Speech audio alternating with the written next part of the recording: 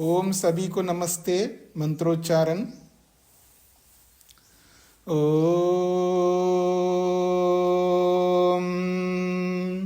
सहनाववतु सहनौ भुनक्तु सह वीर्यं करवावहै तेजस्विनावधीतमस्तु मा विद्विषावहै।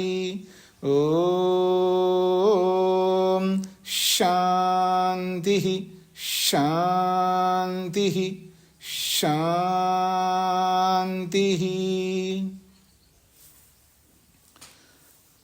शतपथ ब्राह्मण की कक्षा संख्या 18 है।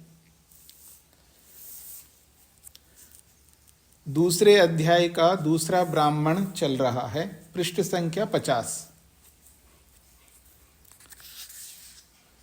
पिछले प्रसंग में 7वें खंड तक हमने यह विचार किया है पुरोडाश को किस तरह बनाया जाता है और उस पुरोडाश को अग्नि पर स्थापित करने तक विचार किया है।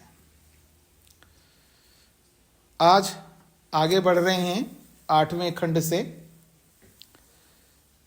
उस पुरोडाश के संदर्भ में बोला जा रहा है तम प्रथयति। तम प्रथयति उस पुरोडाश को फैलाता है।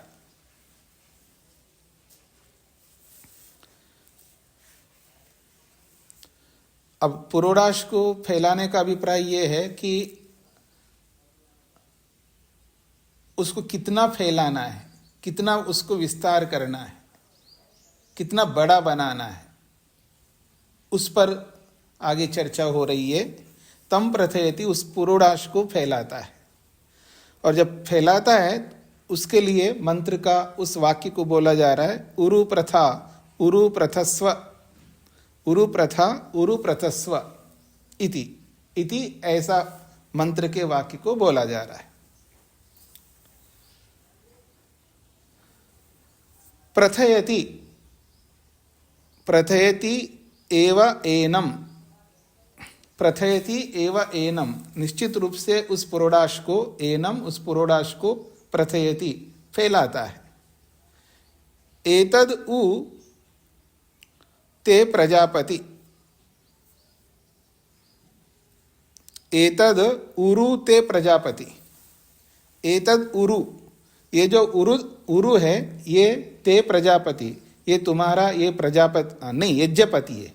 एतद उरु ते यज्ञपति ये तुम यज्ञपति हो अर्थात यज्ञ के स्वामी हो और तुम भी उरु तुम भी फैलो तुम भी बड़ा हो जाओ।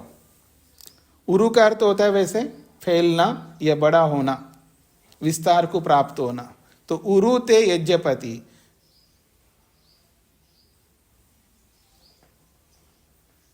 तुम जो है यज्ञपति हो यानी यज्ञ के स्वामी हो तुम भी फैलो तुम भी बड़ा हो जाओ तुम भी विस्तार को प्राप्त हो। प्रथताम इति यजमानो वै यज्ञपति। यजमानो वै यज्ञपति यजमान ही वास्तव में यज्ञ के स्वामी है। यज्ञ का अधिष्ठाता है यज्ञ करने वाला है उसी के लिए यज्ञ किया जा रहा है। तो कहता है यज्ञपति प्रथताम यज्ञपति भी प्रथताम अर्थात फैले विस्तार को प्राप्त हो जाए वो भी बड़ा हो जाए। यजमानो वै यज्ञपति वास्तव में यजमान ही यज्ञ के स्वामी हैं। तद यजमानाय एव एतद आशीषम आशास्ते। तद यजमानाय एव एतद आशीषम ये जो आशीष है ये जो प्रार्थना है ये यजमान के लिए ही आशास्ते मांगा जा रहा है। ये जो आशीष है ये जो प्रार्थना है क्या आशीष है यहाँ पर यजमान को फैलने के लिए यजमान को बड़ा होने के लिए यजमान को विस्तार करने के लिए जो आशीष है ये जो प्रार्थना है वो यजमान के लिए किया जाता है ऐसा इसका तात्पर्य है। आगे बढ़ूं जी। तम न सत्रा पृथुम कुर्यात। 9वां खंड। तम न सत्रा पृथुम कुर्यात। तम उस पुरोडाश को 17 पृथुम न कुर्यात। 17 करते बहुत अधिक, तो तम उस पुरोडाश को पृथुम विस्तार फैलाना, 17 न कुर्यात बहुत अधिक फैलाओ नहीं। पुरोडाश को इतना ही बड़ा बनाओ जितनी आवश्यकता है, जितना उसको होना चाहिए, बहुत अधिक विस्तार नहीं करना चाहिए, बहुत अधिक फैलाना नहीं चाहिए। अब कहा जा रहा है आगे, मानुषम ह कुर्यात पृथुम कुर्यात। मानुषम ह कुर्यात पृथुम कुर्यात। यहां बोला जा रहा है मानुषम ह कुर्यात,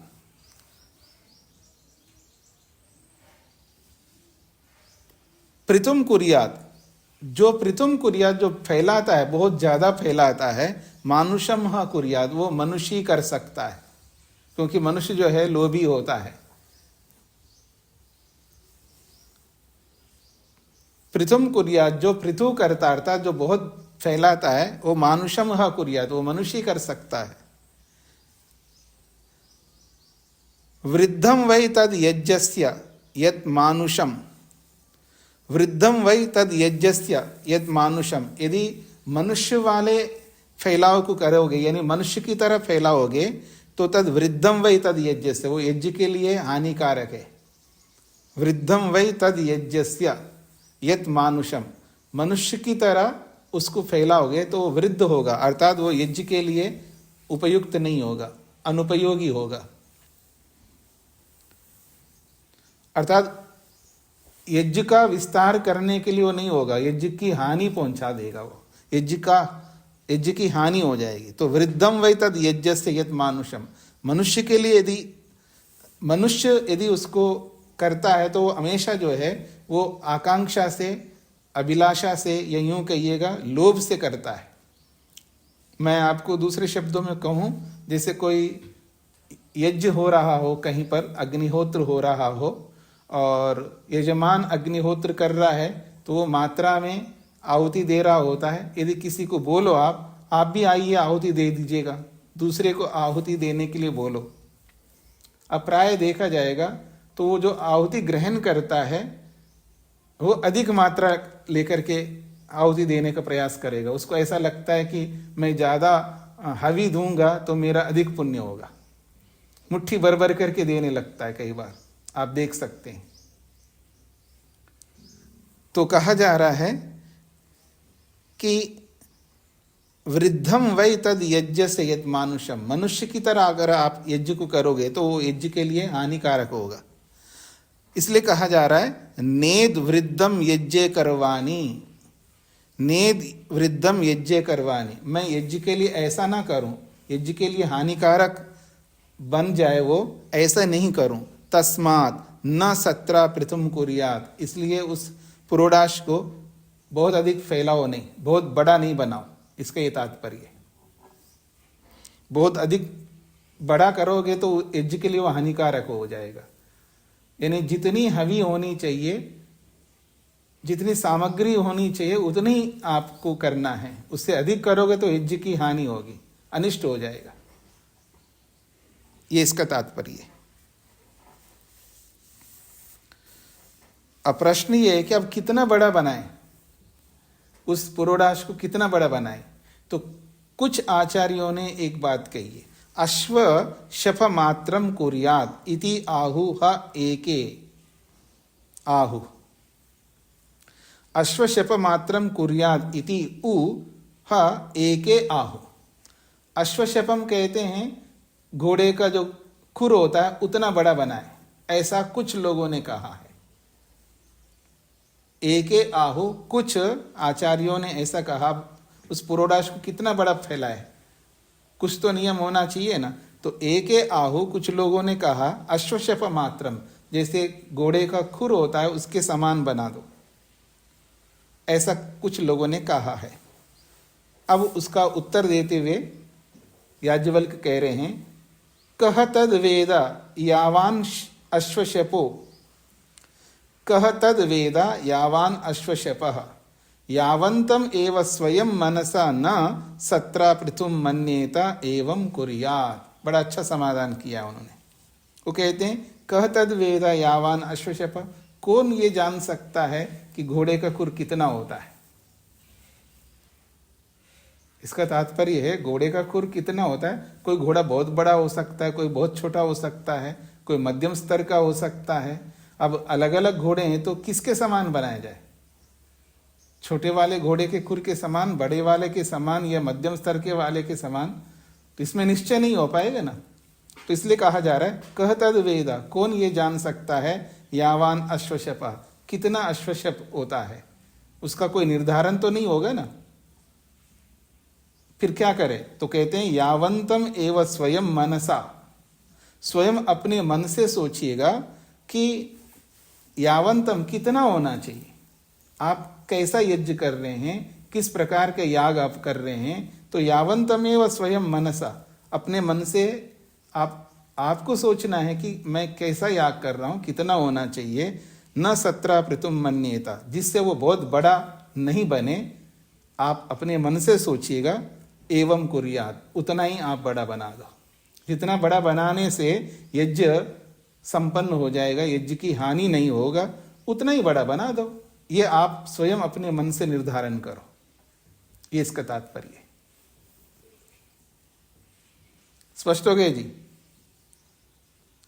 इसलिए ये तो याग के संदर्भ में बोला जा रहा है। जो लोग भी अग्निहोत्र करते हैं वो इस बात को समझ करके करें। इससे एक भाव निकल के आ रहा है कि अग्निहोत्र कितना बड़ा आपको करना है। कितना बड़ा का अभिप्राय है, आपकी 16 आहुतियां हैं, तब 16 आहुतियों के लिए कितनी अग्नि जलनी चाहिए, कितनी समिधाएं लगनी चाहिए, वो आहुति पूरा ठीक से अग्नि उसको भस्म कर सके। अब अकेला है तो कितना करें, 2 लोग आहुति प्रदान कर रहे हैं तो कितनी समिधा होनी चाहिए, और अभी कितनी होनी चाहिए, 4 लोग कर रहे हैं तो ये सब थोड़ा समझ करके करना चाहिए। कैसे समझेंगे? जब रोज करते हैं तो रोज देखना होता है। कोई व्यक्ति भोजन करता है, उसको पता नहीं कि मेरे को कितना खाना चाहिए, फिर क्या करे? पता कैसे चलेगा? रोज खा करके देखेगा, परीक्षण करेगा, कभी कम करके देखेगा, थोड़ा सा ज्यादा करके देखेगा। तो भोजन को एडजस्ट करना तो स्वयं को आना चाहिए ना। दूसरा कैसे बताएगा आपको इतना खाना चाहिए? आपको स्वयं को देखना है। अब स्वयं को देखना है का मतलब आपका शरीर कैसा स्वस्थ रहेगा, कितना खाने से शरीर की आवश्यकता की पूर्ति हो रही है, वो अपचन तो नहीं हो रहा है, अथवा भारीपन तो नहीं बन रहा है, सुबह उठने के बाद शरीर हल्का है या नहीं है, और मल त्याग ठीक से हो रहा है या नहीं हो रहा है। जो भी आप देख सकते हैं अपने आप को, स्वयं बन जाओ अपने आप को स्वस्थ रखने के लिए। दूसरा कोई नहीं बताएगा, सलाह मात्र दे सकता है। तो जैसे हम खाने के लिए निर्धारण कर लेते हैं,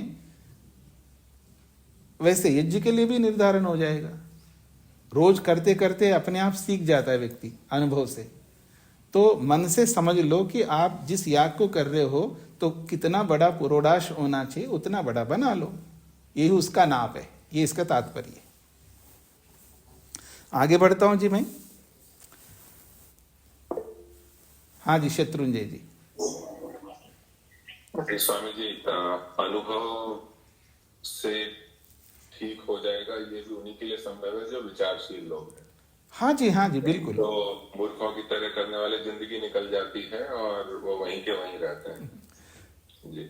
वो अनुभव की सबका अनुभव ठीक नहीं होता। हाँ, तो अनुभव सबका ठीक नहीं होता। ये जब ये बात कही जाती है तो ठीक लोगों के लिए बात कही जाती है जी। जब कोई उपदेश किसी के लिए शास्त्र करता है तो वो सामने वाले समझ सकते हैं, ऐसे लोगों को वही उपदेश दिया जाता है। अब समझदार जब व्यक्ति होता है, शरीर पर जो ध्यान रखता है, तो वो कैसे ध्यान रख पाएगा? प्रमाणों से ही तो ध्यान रखेगा ना व्यक्ति। जो व्यक्ति, जब आप अपने शरीर पर ध्यान दीजिएगा, ऐसा किसी ने बोला है। अब उसका तात्पर्य क्या होगा? उसका तात्पर्य ये होगा, जब आप ध्यान देंगे तो प्रमाण पूर्वक ध्यान देंगे, प्रमाणों के साथ में आप विश्लेषण करोगे अपने आप को। मत्वा कर्माणि सीव्यति, जो मनन करके कर्मों को करता है उसको मनुष्य कहते हैं। तो तो यदि मनुष्य बन करके वो ध्यान रखेगा तो निश्चित रूप से वो ठीक ठाक चल जाएगा। और अपने आप को मनुष्य ना माने, अर्थात बिना विचार किए, बिना प्रमाणों के आधार पर भेड़ चाल की तरह चले, तो वो या तो कम खाएगा या ज़्यादा खाएगा, गलत खाएगा, बहुत सारी समस्याएं आ जाएंगी वहाँ पर। जो ऋतु के अनुसार खाना चाहिए, और ऐसा जो भी आयुर्वेद कहता है, बहुत सारे नियमों को प्रस्तुत करता है, उन सारे नियमों को ध्यान में रखते हुए करेगा तो अपेक्षा से, मैं ये तो नहीं कहूँगा तो वैद्य की तरह अपने आप को ध्यान रखेगा, लेकिन अपेक्षा से बहुत कुछ ठीक कर सकता है व्यक्ति अपने आप को। जी मैं आगे बढ़ रहा हूँ जी। 11वां खंड है, तम अद्भि अभिमृशति। तम उस पुरोडाश को जल से स्पर्श करता है। सकृद्वा त्रीर्वा तद यदेव अस्य अत्र अवघ्नन्तः वा पिशन्तः वा क्षण्वन्ति वा वृहन्ति शान्ति आपः तद्भिः शान्त्या शमयति तद अद्भि संदधाति तस्माद् अद्भि अभिमृशति। अब यहां पर कहा जा रहा है तम अद्भि अभिमृशति, उस पुरोडाश को जल से स्पर्श करता है। अब जल से स्पर्श करने का अभिप्राय क्या है ये समझना है। जब कोई पुरोडाश बनाता है, जैसे उत्तपम बनाते हैं या जो भी कुछ ऐसे तवा पर डाल करके, जो थोड़ा सा बहुत पतला भी नहीं होता, बहुत गाढ़ा भी नहीं होता, बीच का होता है, तो जैसे कोई डोसा बनाते हैं या कोई इडली का वो जो होता है, उसको जब डालते हैं तो उसको पानी से भी थोड़ा सा ऐसा स्पर्श करते होंगे, उस हिसाब से यहाँ पर बताया जा रहा है। तम अद्भि अभिमृशति, उस पुरोडाश को जल से वो स्पर्श करता है। सकृद्वा, एक बार, सकृत का मतलब है एक बार स्पर्श करता है। त्रिर्वा, 3 बार स्पर्श करता है। कहते हैं तद यद एव अस्य अत्र अवघ्नन्ता। अब इस पुरोडाश को सामने रखते हुए बोलते हुए वहां तक लेके गए जहां उस पुरोडाश को बनाने की स्थिति उत्पन्न जहां हो रही है। कहाँ? धान को जब लेते हैं और उस धान को ओखली में डालते हैं, फिर उसको मूसल से कूटते हैं, फिर उसके बाद में उसको सिलबट्टे पर पीसते हैं, उस स्थिति पर लेके गए यहाँ पर। तद यद एव अस्य अत्र अवघ्नन्ति, तद एव निश्चित रूप में उसको अस्य, इस पुरोडाश का जो मूल कारण है, उसको अवघ्नन्ता, उसको कूटते हैं। और वह पिशन्तः, उसको पीसते हैं। क्षण्वन्ति, क्षण्वन्ति का मतलब है कुछ ना कुछ, जब कूटते समय, पीसते समय कुछ ना कुछ तो उसमें हानि होती है, कुछ खराबी होती है, कुछ अशुद्ध हो जाता है, कुछ मिट्टी में मिल सकता है, कुछ बिगड़ सकता है। तो क्षण्वन्ति का मतलब क्षति, कुछ क्षति भी हो जाती है उसकी। फिर कहा वीवा वृहन्ति, और उसको पृथक भी किया जाता है। जब धान को कूटने के बाद में उसको छाछ में डाल करके उसको पृथक करते हैं, उसके छिलके को अलग करते हैं, चावल को अलग करते हैं, तो वीवा वृहन्ति, उसको पृथक पृथक भी करते हैं। ये सारी क्रियाएं जो होती है कूटने के लिए, पीसने के लिए, उसमें कुछ कमी भी आ जाती है। अब उस पुरोडाश को बना करके अग्नि के ऊपर रखा है, तब भी कुछ ना कुछ कमी हो सकती है, ज़्यादा जल सके, कई बार ज़्यादा जल जाता है, कई बार कम जल सकता है, कुछ ना कुछ तो हानि होती है। तो इन सब हानियों को विशेषकर यहाँ पर बोला जा रहा है अग्नि के ऊपर रखने के बाद। तो शांति आपा, और जल क्या है, वो शांति को देने वाला होता है, शमन करने वाला होता है। तद अद्भि शांत्या शमयति, तद उस पुरोडाश को अद्भि, अद्भि यानी जल से, शांत्या शमयति, शमन करने के लिए उसको स्पर्श किया जाता है। तद अद्भि संदधाति, इसलिए ऐसा किया जाता है, तद उस पुरोडाश को अद्भि संदधाति, जल से उसको जोड़ा जा रहा है, जल उसको समन्वय में पहुंचाता है, उसको सम करता है। तद अद्भि संदधाति, उस पुरोडाश को जल से जोड़ा जाता है। तस्मात् अद्भि अभिमृशति, इसलिए जल से उसको स्पर्श किया जाता है, ऐसा बोला गया है। अब इसके पीछे कुछ और उद्देश्य हो सकता है ऐसा करने के पीछे, वो तो मेरे को नहीं पता है, पर शब्दार्थ ये है जो मैंने आपके सामने रखा है।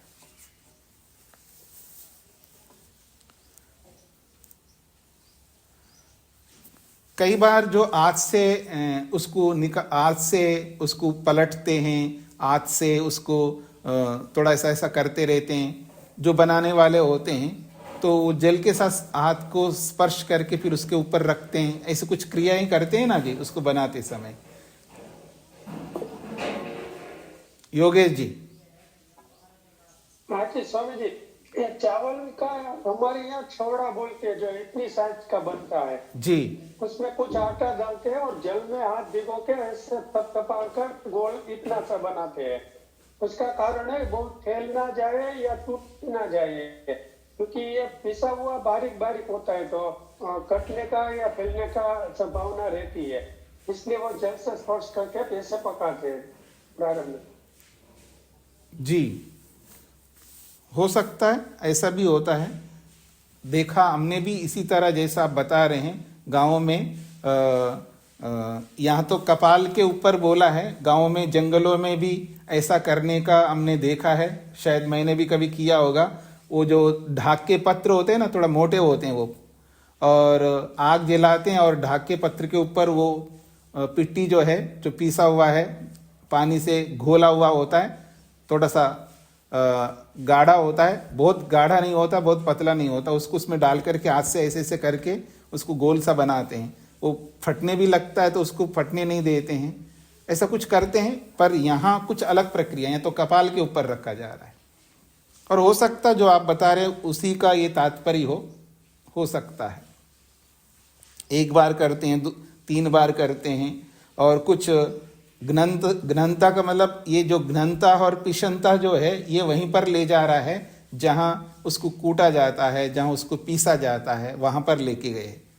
कुछ ना कुछ तो हानि होती है, उसका शमन करने के लिए यहाँ पर दोबारा, यहाँ पर कूटते समय जो हानि होती है उसको यहाँ पर जल से जो है उसको जोड़ा जा रहा है, उस हानि को पूरा किया जा रहा है। और गर्म होता है तो उसको ठीक से वो जम जाए या ठीक से जुड़ा रहे। संदधाति, अद्भि संदधाति जो शब्द आया है, अद्भि संदधाति, जल से उसको जोड़ा जा रहा है, अर्थात कहीं फटने लगता होगा, कहीं अलग हो रहा होता है, उसको जोड़ने का प्रयास किया जा रहा है। ऐसा ही कुछ इसका भाव है। जी, आगे बढ़ूं जी मैं। अगला है सो अभिमृशति। इस प्रकार से वह जो ऋत्विक है, अध्वर्यु है, वो अभिमृशति, उसको जल से स्पर्श करता है। उसके आगे कहा जा रहा है मंत्र के अगले वाक्य को बोलते हुए, अग्निष्टे त्वचम मा हिंसी। अग्निष्टे त्वचम मा हिंसी, ये मंत्र का अगला वाक्य बोला है। तो अग्निष्टे संधि विच्छेद करेंगे ना, अग्नि ही ते बनेगा, तो अग्नि ते त्वचम मा हिंसी। हे पुरोडाश, तुम्हारे को अग्नि जो है त्वचम मा हिंसी, तुम्हारी त्वचा को दुख ना दे, हिंसित ना करे, अर्थात जला ना दे। पुरोडाश बनाते तो ऊपर का परत भी बन जाता है ना, एक पतला सा परत भी बन जाता है, तो उसको त्वचा कह दिया है। तो अग्नि ते त्वचम मा हिंसी, हे पुरोडाश, तुम्हारी त्वचा को ये अग्नि जला ना दे, इसका ये तात्पर्य होगा। इति अग्निना वा एनम एतद अभितप्स्यन् भवति। इति अग्निना वा एनम, अग्नि के द्वारा, एनम इस पुरोडाश को, तद अभितप्स्यन्, उसको तपाता हुआ, उसको गर्म करता हुआ, एषः ते त्वचम मा इंसी, एषः ये जो अग्नि है, ते तुम्हारी त्वचम त्वचा को मा इंसी जलाना दे। इति एव एतदाह, ये मंत्र का वाक्य ऐसा ही कह रहा है। इससे पता चल रहा है जो पिछला जो खंड है उसमें जल से स्पर्श करने की जो बात कही है वो इसी के साथ जुड़ रहा है कि अगर जल से स्पर्श करके उसको ठीक नहीं रख के, उसको जोड़ करके नहीं रख के, तो वो जला देगा तो वो कट जाएगा, उसकी कुछ हानि हो जाएगी। पुरोडाश जो बनना चाहिए वो पुरोडाश नहीं बन पाएगा, उसमें कमी आ जाएगी, न्यूनता आ जाएगी, कटा हुआ रहेगा, जला हुआ रहेगा, तो हवि के योग्य नहीं रह पाएगा। ऐसा तात्पर्य इस वाक्य से निकल रहा है। पुरोडाश बन के तैयार हो गया, मान लीजिएगा पुरोडाश बन के तैयार हो गया, तो उसके लिए एक वचन बोला जा रहा है। आप लोगों ने श्रोत सूत्रों में जगह जगह पर पर्यग्निकरण की चर्चा आई है। पर्यग्निकरण, हमेशा पर्यग्निकरण वहां बहुत बार आया है। अलग अलग प्रसंगों में पर्यग्निकरण अलग अलग अर्थों को रखता है। तो यहां पर भी पर्यग्निकरण को लेकर के बोला जा रहा है। तम पर्यग्निम करोति, तम उस पुरोडाश को पर्यग्निम करोति, पर्यग्नि करता है ऋत्विक। पर्यग्नि का अर्थ होता है चारों ओर से अग्नि को घुमाना। उस तैयार हुआ जो पुरोडाश है उसके चारों ओर अग्नि को घुमाया जाता है। पर्यग्नि का अर्थ भी ये होता है चारों ओर घूमना। कहीं यज्ञवेदी के चारों ओर यजमान घूमता है, कहीं अग्नि के चारों ओर किसी और को घुमाया जाता है, कहीं शम्या को घुमाया जाता है, कहीं किसी और चीज को लेकर के घुमाया जाता है। तो पर्यग्नि का मतलब ऐसे चारों ओर से उसको घुमाया जाता है। कहीं अग्नि के अंगारे को लेकर के घुमाया जाएगा, कहीं शम्या को घुमाया जाएगा, कहीं अलग अलग प्रसंगों में अलग अलग पर्यग्निकरण होता है। तो यहां पुरोडाश के चारों ओर अग्नि को घुमाया जा रहा है। क्यों घुमाया जा रहा है उसको स्पष्ट किया जा रहा है। अच्छिद्रम एव एनम एतद अग्निना परिगृह्णाति, अच्छिद्रम एव एनम एतद अग्निना परिगृह्णाति। अच्छिद्रम एनम, इस पुरोडाश को छिद्र रहित अर्थात दोष रहित बनाने के लिए, अच्छिद्रम एव एनम, इस पुरोडाश को दोष रहित बनाने के लिए एतद अग्निना परिगृह्णाति, इस पुरोडाश को अग्नि के माध्यम से पर्यग्निकरण करता है। क्यों ऐसा करता है? तो कहते हैं नेद एनम नाष्ट्रा रक्षांसी, नेद एनम नाष्ट्रा रक्षांसी प्रमृशान। नेद ऐसा ना हो, एनम इस पुरोडाश को ऐसा ना करे, नाष्ट्रा रक्षांसी विनाश करने वाले जो राक्षस है ये इसके अंदर नेत प्रमृशान, इसके अंदर प्रविष्ट ना हो।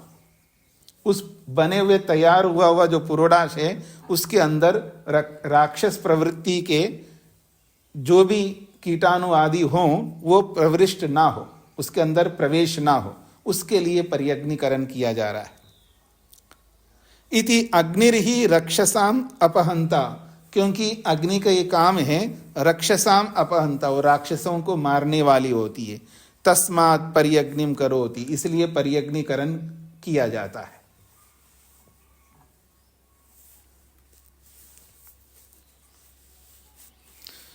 ठीक है जी, आगे बढ़ता हूं मैं। अगला खंड है।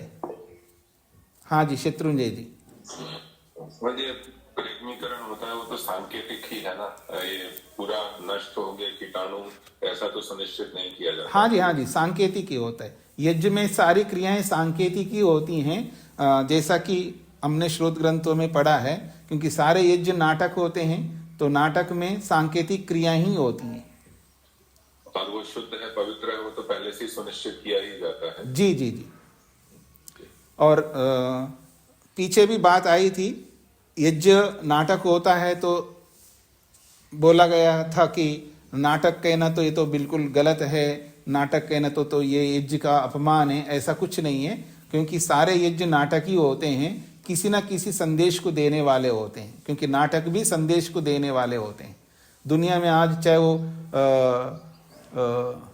बड़े थिएटर में नाटक देखते हो, मतलब बड़े स्क्रीन में देखते हो या छोटे स्क्रीन में देखते हो, वो सारे के सारे नाटक कुछ ना कुछ संदेश को देते हैं। कोई बहुत गलत मार काट करने वाला भी नाटक हो, उसमें भी भले वो 2 घंटे तक मार काट दिखाते हो, लेकिन अंत में एक ऐसा संदेश देते हैं और वो सारा 2 घंटे का जो भी दिखाना है वो सबको नष्ट करने वाला दिखाएंगे, अर्थात कुछ अच्छा संदेश देंगे। कोई भी ऐसा नाटक नहीं होता जिसमें अच्छा संदेश नहीं दिया जाता हो। ये अलग बात है उस नाटक को देखने वालों के, उनकी मानसिकता के ऊपर, उनके ज्ञान के ऊपर, उनका जो भी जीवन शैली है उसके ऊपर निर्भर करता है उस नाटक को कौन किस तरह देखता है। पर वैसा नाटक तो यज्ञ नहीं है जिसमें बहुत ज़्यादा गलत भी दिखा करके फिर अंत में अच्छा दिखाए। यहाँ पर तो हर नाटक, हर क्रिया में अच्छा ही है। इस यज्ञ रूपी नाटक में हर क्रिया में अच्छा ही है।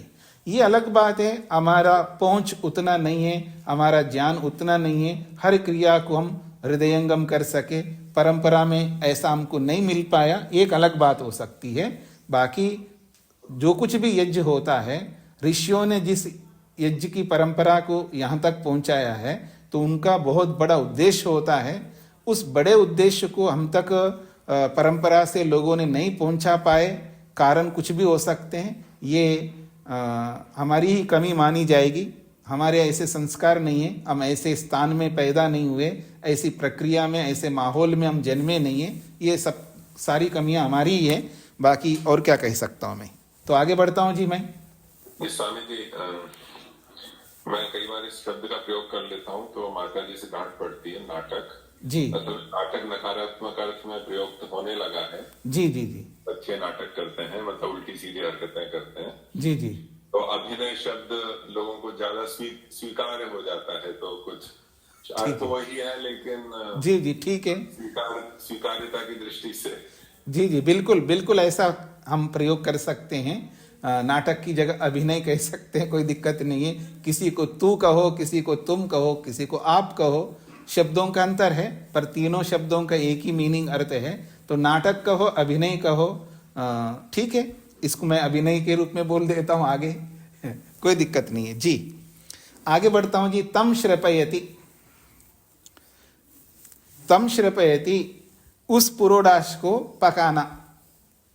पकाया जाता है। तम श्रपयति, उस पुरोडाश को पकाया जाता है। और उसको जब पकाया जाता है तो आगे मंत्र का अगला वाक्य बोला जा रहा है, देवस्त्वा सविता श्रपयतु, देवस्त्वा सविता श्रपयतु इति।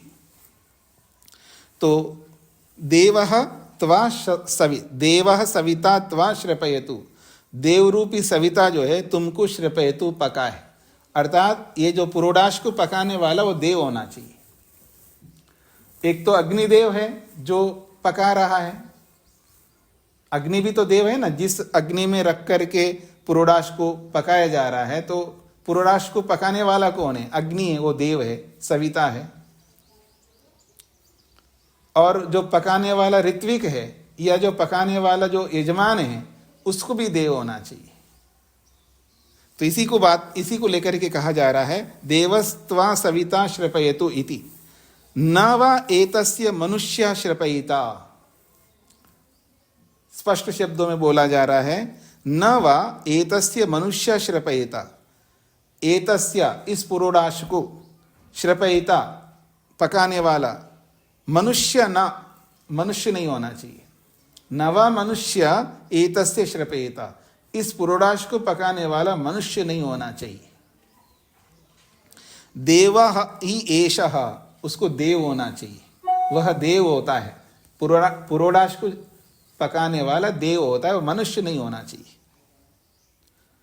तद एनम देवा एव सविता श्रपयति, इसलिए कहा है तद उस पुरोडाश को, तद एनम इस पुरोडाश को देवा एव सविता श्रपयति, देव रूपी सविता ही श्रपयति पकाता है।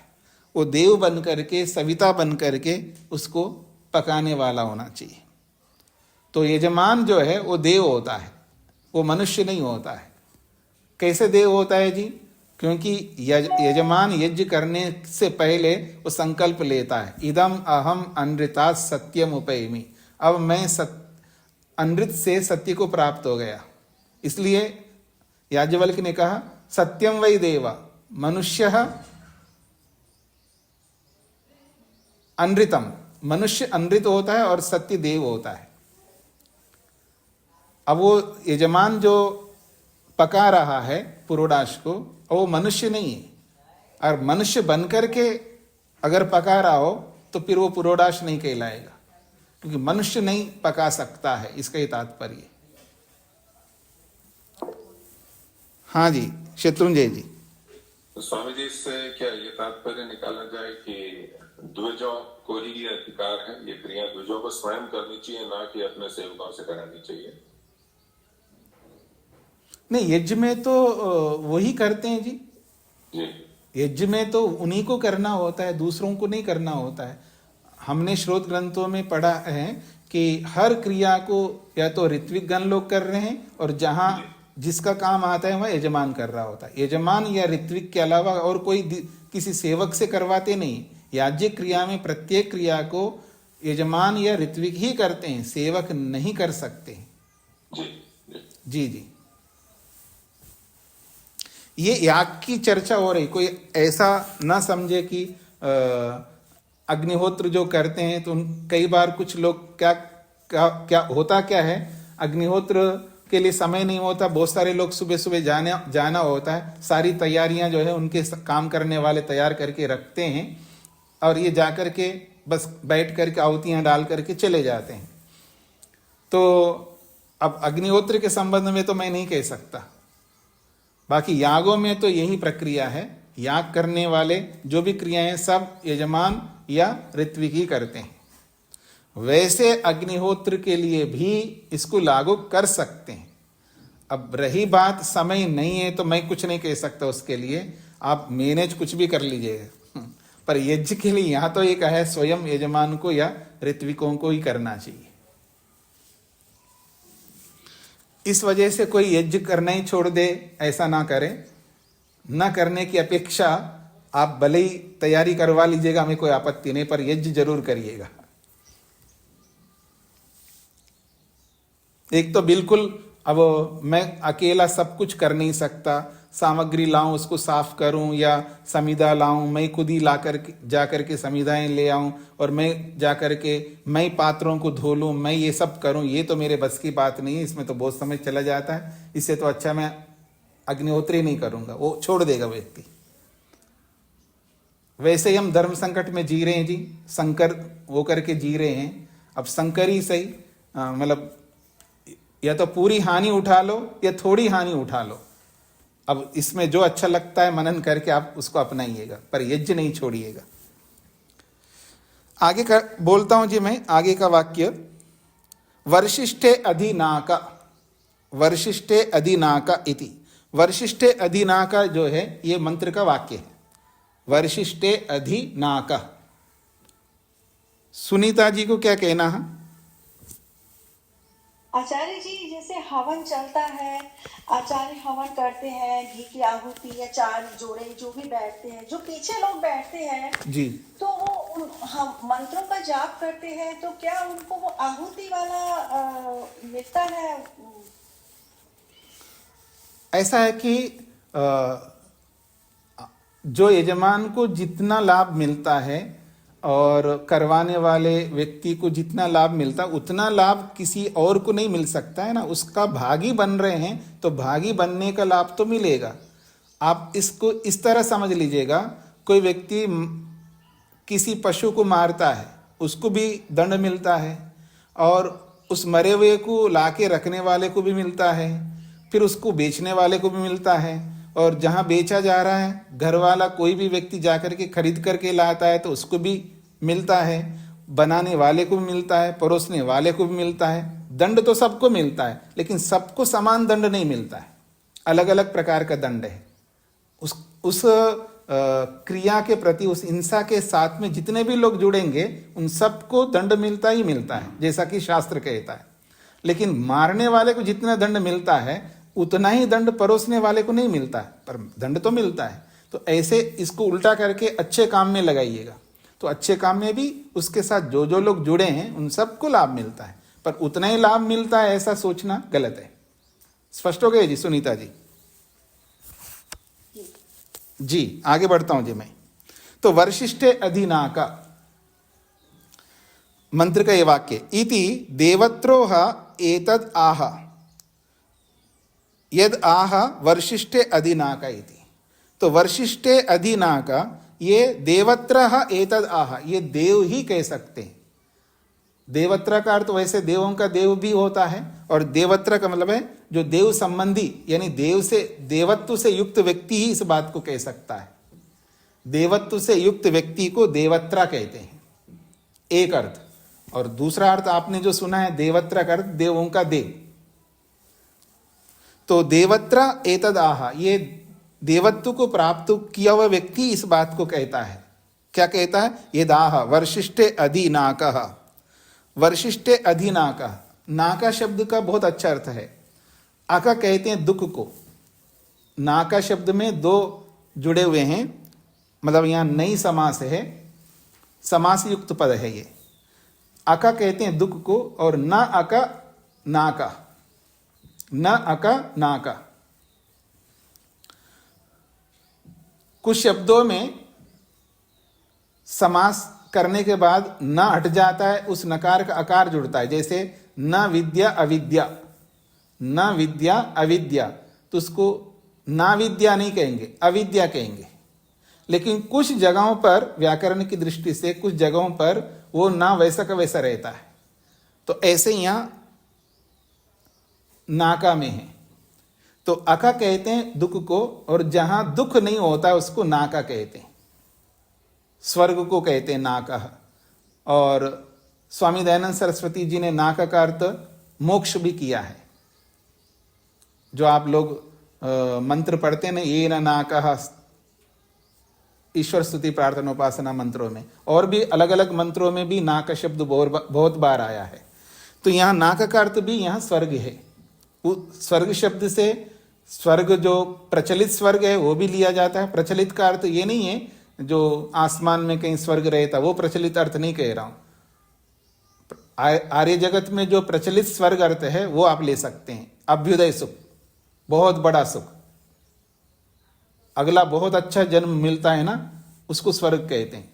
अगले जन्म में व्यक्ति बहुत अधिक सुख पाता है, उसी को स्वर्ग कहते हैं। और एक स्वर्ग का अर्थ होता है मुक्ति, मोक्ष। तो यहां पर कहा वर्शिष्ठे अधिनाका, अत्यधिक सुख प्राप्त होता है। अर्थात वो इस यज्ञ के माध्यम से देव ये कहना चाहते हैं कि अत्यधिक सुख प्राप्त होता है, यानी अभ्युदय सुख प्राप्त होता है। तम अभिमृशति, इसलिए उस पुरोडाश को अभिमृशति, उसको स्पर्श करता है। क्यों स्पर्श करता है? वेदानि इति तस्माद् व अभिमृशति। तो वेदानि, मैं जानना चाहता हूं अब ये पुरोडाश पक गया या नहीं पका, पूरा पका है या नहीं पका है, उसको जानने के लिए उसको स्पर्श करता है। पुरोडाश को पता लगता है हाँ ये पक गया है, तस्माद् अभिमृशति, इसलिए उस पुरोडाश को स्पर्श करता है वो। आगे बढ़ता हूं जी। सो अभिमृशति, सो अभिमृशति, इसलिए वो जो अध्वर्यु है वो उस पुरोडाश को स्पर्श करता है। उसको स्पर्श करते हुए भी मंत्र का एक वाक्य को बोलता है, मां भीर मां संविक्था। ये मंत्र का अगला वाक्य है। वैसे तो ये अगला वाक्य का मतलब एक मंत्र पूरा हो गया जी, वर्शिष्ठे अधिनाका तक जो है ये मंत्र पूरा हो गया है। उसके बाद मां भीर मां संविक्ता, ये अगला मंत्र प्रारंभ हो गया। अगला मंत्र का मतलब है पहले अध्याय का 23वां मंत्र प्रारंभ होगा। अभी तक हमने मंत्र के एक एक वाक्य को बोलते आ रहे थे, वो 22वां मंत्र था। अब मां भीर मां संविक्ता, ये 23वां मंत्र प्रारंभ हो गया। तो जब उसको स्पर्श करता है उस समय एक वाक्य बोलता है, मां भे मां संविक्ता। ये मंत्र का एक वाक्य है।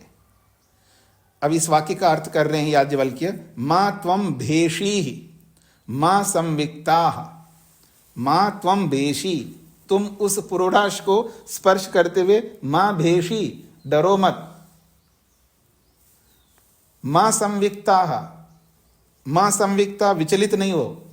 घबराओ मत। मां संविक्ता का मतलब है विचलित नहीं होना, घबराना नहीं।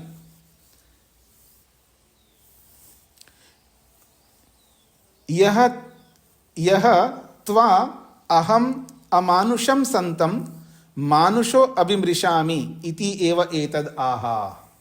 कितना अच्छा वाक्य है।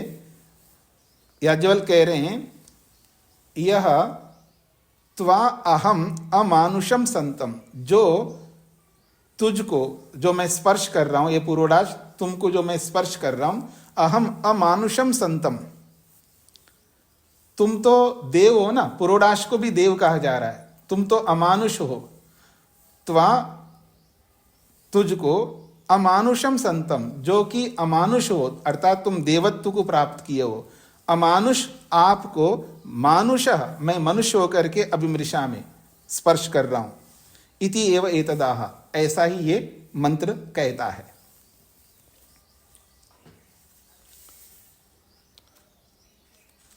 अब यहां पर देव बनकर के यज्ञ करता है, ये बोला है पीछे, तो जो भी यज्ञ करते वो देव होते हैं। पर जब उसको स्पर्श कर रहा है तो कभी डर भी पैदा हो रहा है, उसको विचलन भी हो रहा है, अर्थात घबराहट भी हो रहा है। अब जहां डर हो रहा है तो फिर वो मनुष्य बन गया, वहां पर विचलन हो रहा है अर्थात घबराहट हो रही है, तो इसका मतलब मनुष्य बन रहा है। तुम तो देव हो, और तुम देव को मैं मनुष्य बन करके स्पर्श कर रहा हूं, ऐसा नहीं करना चाहिए। मेरे को भी देवत्व को स्थापित करते हुए बिना डरे ही, बिना घबराहट के स्पर्श करना चाहिए। मैं ऐसा क्यों हो रहा हूं कि मैं घबराने लग रहा हूं, मेरे को जला देगा, ये भय क्यों हो रहा है? अग्नि से भय क्यों हो रहा है व्यक्ति को? ये तो जला देगा मेरे को, मेरी कुछ हानि हो जाएगी, अर्थात मैं मनुष्य बन गया। वो मनुष्यत्व को नहीं लाना। अगर ऐसा कर रहा है तो इसका मतलब अमानुष को, यानी देव को मैं स्पर्श कर रहा हूं, और मनुष्य बन करके। तो देव को स्पर्श कर रहा हूं तो मैं मनुष्य बन करके स्पर्श ना करूं, मैं देव बन करके स्पर्श करूं, ये इसका तात्पर्य होता है। हाँ जी, सागर जी। नमस्ते स्वामी जी। जी स्वामी जी, पुरोडाश को भी देव कहा गया है, और जो पकाने वाला यजमान है वह भी देव है जी, और जिस पर पकाया जा रहा है वह अग्नि भी देव है जी। देव यानी कि जो पुरोडाश हवि है, देव को अर्पित किया जा रहा है, वे थोड़ा समय से। हाँ जी, ऐसा होता है कि पुरोडाश को भी यज्ञ कहा है, जैसे अग्नि को भी यज्ञ कहा है, और ये यजमान को भी यज्ञ कहा है, हाँ, पुरोडाश को भी यज्ञ कहा है, हवि को भी यज्ञ कहा है। तो जो यज्ञीय तत्व है वो देवत्व को प्राप्त हुआ है ना। यज्ञ तो बहुत बड़ा काम करता है ना, तो देव को स्पर्श करे, इसमें अटपटा सा क्यों होगा? यज्ञेन यज्ञम यजंत देवाः, वेद मंत्र भी कहता है यज्ञ से यज्ञ की पूजा करता है। अब वहां उन तत्वों को समझना, ये कौन सा यज्ञ है, जिससे किस यज्ञ की पूजा हो रही है, हमें समझना है। ऐसे ही देव को स्पर्श किया जा रहा है तो ठीक है, स्पर्श करने वाला देवत्व रखता है, और पुरोडाश के अंदर भी देवत्व है, क्योंकि पुरोडाश में देवत्व क्या है? वो अग्नि को आहुत समर्पित कर रहा है ना, अपने आप को। देव जो है अग्निदेव, उसको भस्म करता है, अपने आप को, अपने सर्वस्व को समर्पित कर रहा है, त्याग कर रहा है, अपना अस्तित्व को खो रहा है और उसके अस्तित्व में मिल रहा है। ये कितनी बड़ी बात है, इस रूप में आप देख सकते हैं। जी सागर जी बोलिए। धन्यवाद स्वामी जी जी, आगे बढ़ता हूं जी मैं। 16वां खंड, यदा श्रितः अथ अभिवासयति, यदा श्रितः अथ अभिवासयति।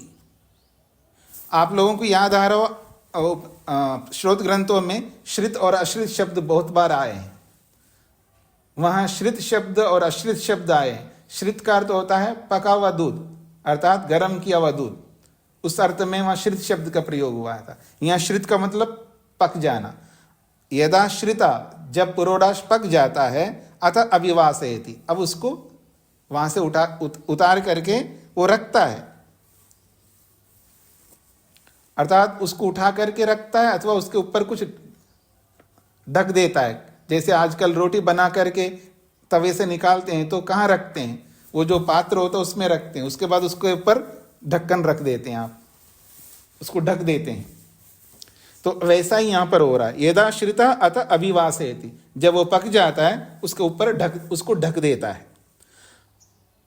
क्यों ढक रहा है, उसके लिए बोला जा रहा है नेद एनम उपरिष्टात् नाष्ट्रा रक्षांसी अवपश्यन इति। नेद एनम उपरिष्टात् नष्ट्रा रक्षांसी अवपश्यान, और ढक दिया तो ऊपर से कोई शत्रु नहीं देख सकते, नष्ट करने वाले जो राक्षस है ऊपर से कोई देख नहीं सकते, अर्थात ऊपर से कोई ऐसा तत्व उसमें गिरेगा नहीं, अशुद्ध जीवाणु उसके अंदर प्रवेश नहीं करेगा। तो नेत एनम उपरिष्टात् नष्ट्रा रक्षांसी अवपश्यान, ऊपर से राक्षस लोग इसको देख नहीं सके। फिर कहा नेद उ एव नग्न इव मुषित इव शयाता, ऐसा ना हो ये नग्न इव, ये नंगा ना रहे, जो बना हुआ पुरोडाश है ये नंगा ना रहे, अर्थात बिना ढके ना रहे। नेद उ एव नग्न इव, ये नंगा ना रहे, इसका तात्पर्य है। तो नंगा ना रहे का मतलब है खुले में ना रख के उसको ढक करके रखना चाहिए। मुशिता इव, और मुशिता इव चुराया हुआ सा ना रहे, कोई मान लो नंगा रहेगा तो कोई चुरा लेगा, अब चुराने का मतलब है कोई कुत्ता उठा करके ले जाएगा, कोई बिल्ली ले जाएगा, ऐसा अर्थ नहीं है। चुरा करके ले जाएगा मतलब है दूषित हो जाएगा। मान लो कोई उसमें कोई कीटाणु आ जाए, प्रवेश हो जाए तो दूषित हो जाएगा, एक प्रकार से वो कीटाणु उसको चुरा लिया है, इसका तात्पर्य होगा। तो नेद उ एव नग्न इव, ना ही ये नंगा रहे, और मुशिता इव, और ना ही ये चुराया हुआ ना रहे। ऐसा शयातई, संधि विच्छेद करेंगे तो शयातई, ऐसा ये ना रहे। इति उ च एव तस्मात् अभिवासयति, इसलिए उसको ढक लिया जाता है, इसलिए उसको ढका जाता है, इसका तात्पर्य है। अगला वाक्य 17वां, सो अभिवासयति, इसलिए वो ऋत्विक जो है उसको अभिवासयति, उसको ढक देता है। उसके आगे बोला जा रहा है अतमेरु यज्ञः अतमेरु यजमानस्य प्रजा भूयात्। बड़ा अच्छा वाक्य है ये, अगले मंत्र का वाक्य है ये। हाँ जी, अतमेरु यज्ञः, ये जो यज्ञ है वो अतमेरु रहे, और अतमेरु यजमानस्य प्रजा, और यजमान की प्रजा भी अतमेरु हो, ऐसा मंत्र का वाक्य कहता है। अब इसका तात्पर्य क्या है, याज्ञवल्क्य लिखते हैं नेद एतद अनुयज्यः व यजमानो व ताम्याद। नेद एतद अनुयज्यः, ये जो यज्ञ है ये अनु ना हो जाए, अर्थात ये छोटा ना रहे, ये सूक्ष्म ना रहे, अर्थात इसके अंदर कोई कमी ना रहे। नेत एतद अनुयज्यः, ये यज्ञ जो है अनु अर्थात पिछड़ा हुआ ना रहे, उत्तम रहे। यजमानो व ताम्याद, और यजमान में भी कोई कमी ना आ जाए, ताम्याद यजमान के अंदर भी किसी प्रकार का कमी ना आए। यदिदम अभिवासयति, यदिदम अभिवासयामि, इसलिए उसको मैं ढक रहा हूं। अगर नहीं ढकेंगे तो ये जो यज्ञ है ये अपूर्ण हो जाएगा, यज्ञ में कमी आ जाएगा, और यजमान की प्रजा भी जो है उसके अंदर भी कमी आ जाएगा, क्योंकि यजमान जो है अपनी संतति को, अपनी प्रजा को आगे बढ़ाना चाहता है, और ऐसा गलत यज्ञ करे तो उसके यजमान की संतति भी जो है आगे नहीं बढ़ पाएगी, इसका तात्पर्य है। तस्माद एवं अभिवासयति, इसलिए उसको ढक करके रखता है। ये सारी क्रियाएं होने के बाद अंत में कहा जा रहा है अथ पात्री निर्नेजनम, पात्री ही निर्नेजनम, अब पात्र को धोता है। अंगुली प्रणेजनम, और अपने हाथों की अंगुलियों को भी धोता है, अर्थात हाथों को भी धोता है। ये सब करके आप्तेभ्यो निनयति, आप्तेभ्यो निनयति, ये जो हाथों को धोने के बाद उंगलियों में थोड़ा बहुत जल बचता है ना, उस जल के लिए बोला जाए, बचा हुआ जल, उंगलियों में हाथों में बचा हुआ जो जल है उसके लिए बोला जा रहा है आप्तेभ्यो निनयति। ये आप्तों के लिए डालता है, आप्तेभ्यो निनयति, ये जो उंगलियों में बचा हुआ जो जल है उसको आप्तों के लिए डालता है। तद यद आप्तेभ्यो निनयति, निश्चित रूप से बचे हुए उस जल को आप्तों के लिए ही डालता है, ये इसका तात्पर्य है। और वो आप्त क्या है उसको अगले खंड में समझाएंगे, अगले ब्राह्मण में बताएंगे। अब मैं थोड़ा आपको उस मंत्र पर ले आता हूं जो अभी पीछे हमने मंत्र पढ़ा है, 22वां मंत्र प्रथम अध्याय का। समय हमारे पास कम है, लेकिन मैं आपको केवल मुख्य बात स्पष्ट करना चाहूंगा।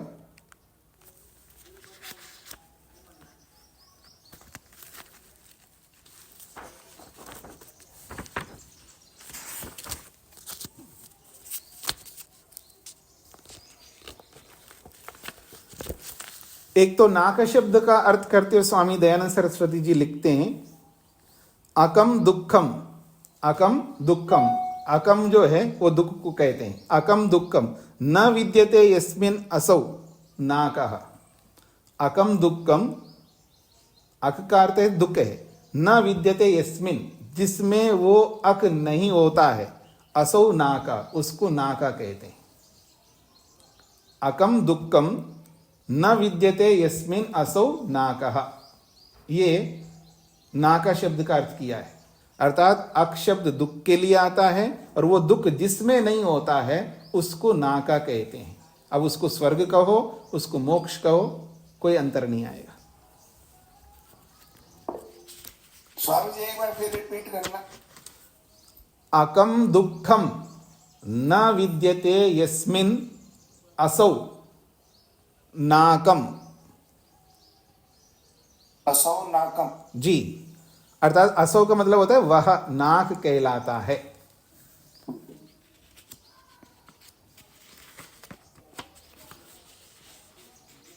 और इस मंत्र के 22वें मंत्र को बहुत अच्छे ढंग से स्वामी जी ने स्पष्ट किया है। इसमें पहले वाक्य में घर्मोसी कहा है, तुम घर्म हो, तो घर्म नाम जो है यज्ञ के लिए भी आता है, तो यहाँ पुरोडाश के लिए बोला है घर्मोसी, तुम घर्म हो, तुम ये पुरोडाश, तुम मात्र पुरोडाश नहीं, तुम यज्ञ हो, घर्मोसी तुम घर्म हो। और विश्वायु, और आप संपूर्ण आयु को देने वाले हो। और उरु प्रथा, उरु प्रतस्व, उरु का अर्थ होता है बहुत को, बहुत अत्यधिक शब्द को कहने के लिए उरु शब्द का प्रयोग होता है। और प्रथा, उरु प्रथस्व, बहुत अधिक फैले, यजमान जो है वो अपने जीवन में बहुत अधिक विस्तार को प्राप्त हो, ये इसका तात्पर्य है।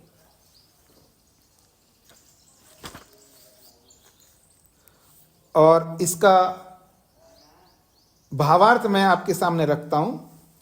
इस मंत्र में लुप्तोपमा अलंकार है, ऐसा जानना चाहिए। मनुष्यों को इस प्रकार का यज्ञ करना चाहिए कि जिससे पूर्ण लक्ष्मी, सकल आयु, अन्न आदि पदार्थ, रोग नाश और सब सुखों का विस्तार हो। उसको कभी नहीं छोड़ना चाहिए, क्योंकि उसके बिना वायु और वृष्टि, जल तथा औषधियों की शुद्धि नहीं हो सकती, और शुद्धि के बिना किसी प्राणी को अच्छी प्रकार सुख नहीं हो सकता। इसलिए ईश्वर ने उक्त यज्ञ करने की आज्ञा सब मनुष्यों को दी है। ये इस मंत्र का भाव है। अत्र लुप्तोपमालंकारो वेद्यः मनुष्य एवं भूतो यज्ञः सदैव कार्यः। मनुष्य एवं भूतो यज्ञ सदैव कार्य, मनुष्यों को इस प्रकार के यज्ञ को हमेशा करना चाहिए। यह पूर्णाम श्रियम, जो पूर्ण श्री को, लक्ष्मी को देने वाला है, सकलम आयु, पूर्ण आयु को देने वाला है, अन्नादि पदार्थान, और अन्न आदि अनेक पदार्थों को देने वाला है, रोग नाशम रोग को दूर करने वाला है, सर्वाणि सुखानि च प्रथयति संपूर्ण सुखों को विस्तार करने वाला है ये यज्ञ। स केनापि कदाचित नैव त्याज्य उस यज्ञ को किसी को भी छोड़ना नहीं चाहिए। कुतः क्यों नहीं छोड़ना चाहिए? नैव एतेन वायु वृष्टि जलौषधि शुद्धिकारकेन विना कस्यापि प्राणिना सम्यक सुखानि सिद्ध्यन्ति अतः, क्योंकि इस यज्ञ के बिना वायु वृष्टि जल औषधि ये सब शुद्ध नहीं हो पाएंगे और प्राणियों को सब प्रकार के सुख प्राप्त नहीं हो पाएंगे। एवं सह जगदीश्वर सर्वान प्रति आज्ञापयति, इसलिए परमेश्वर सबके लिए निर्देश किया है कि सबको यज्ञ करना चाहिए। तो बाकी बातें आगे करेंगे जी, इसको यहीं पर विराम देते हैं।